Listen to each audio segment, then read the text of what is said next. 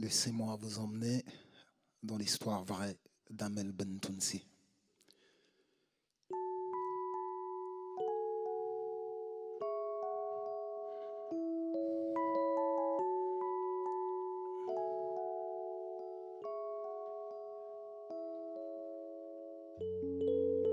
Amel a grandi dans la Hesse. À 2 ans, elle immigre du Maroc à la Tesse.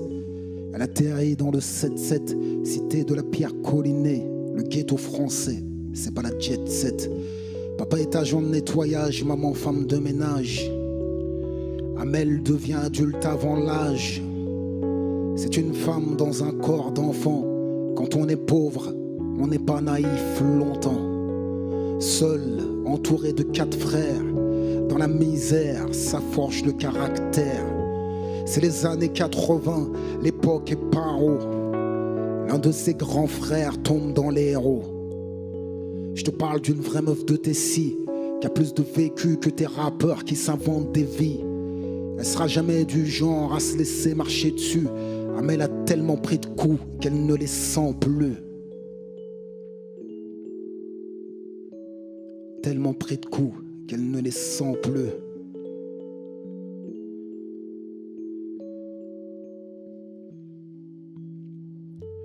Amel a un petit frère qui s'appelle Amine. On n'échappe jamais à ce que Dieu nous destine.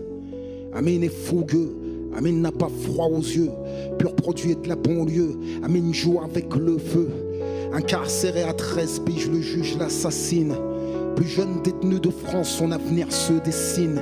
Amel a beau écrire au tribunal, rien n'y fera. On passe pas tous entre les gouttes comme Alexandre Benalla. Son incarcération sera destructrice.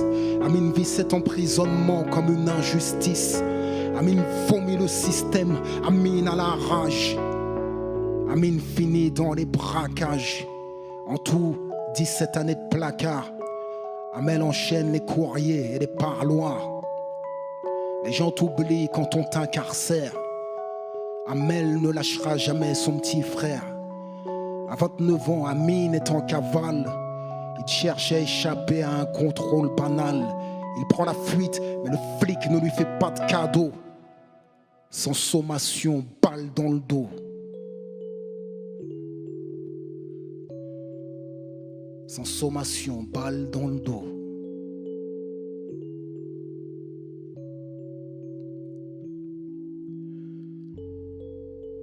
Puisqu'ils ont tué son petit frère, contre le système, Amel part en guerre.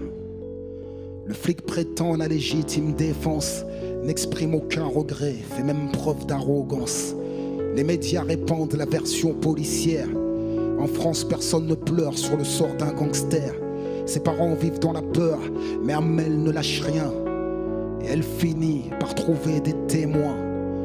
Malgré les faits et les preuves amassées, le flic est acquitté au premier procès. Choquant, même le procureur fait appel. Une balle dans le dos, ça ne peut être accidentel.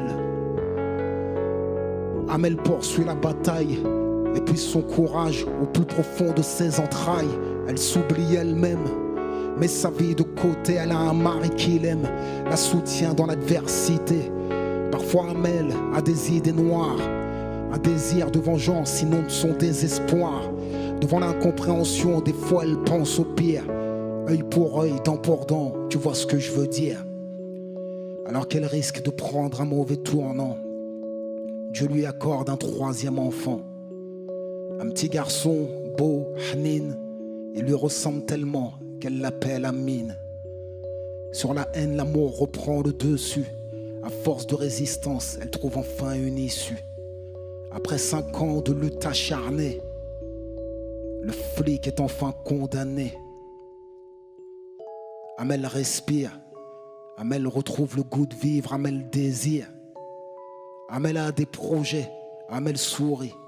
Amel a le cœur qui bat, Amel fleurit.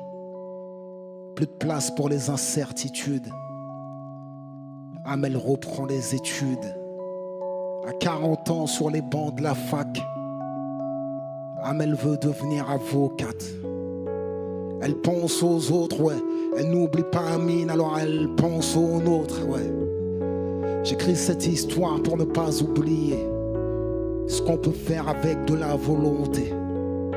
T'as vu, nos sœurs sont belles, immenses, c'est le courage qu'elles portent en elles. 10 ans après, fallait que je le répète,